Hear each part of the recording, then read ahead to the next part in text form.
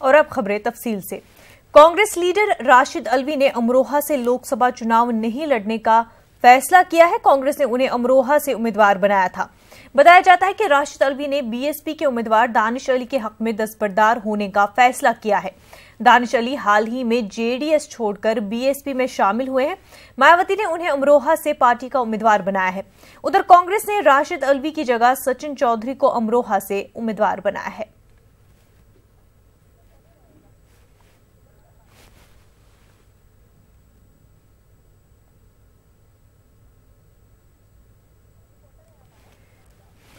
अमरोहा से हमारे नुमाइंदे शिवम शर्मा इस वक्त हमारे साथ जुड़ चुके हैं। शिवम, क्या वजह है कि राशिद अल्वी ने जो है अमरोहा से चुनाव न लड़ने का फैसला लिया है?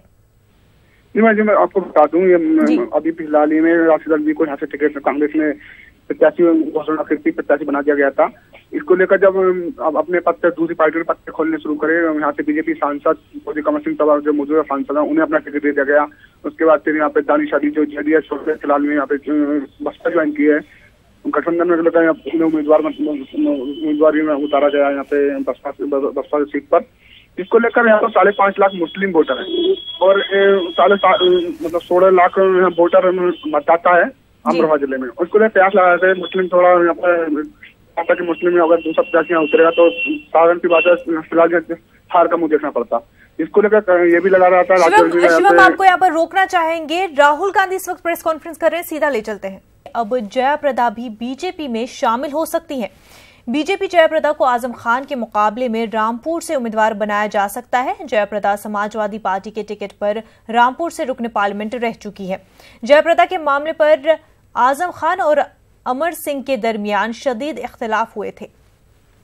गजा से इसराइल के शहर तिल अवीव पर किए गए रॉकेट हमले में 6 इसराइली शहरी जख्मी हो गए हैं। जख्मों में 3 बच्चे भी शामिल हैं। इस हमले के बाद बेंजामिन नेतन्याहू ने अमेरिका दौरा मुख्तसर करने का फैसला किया है।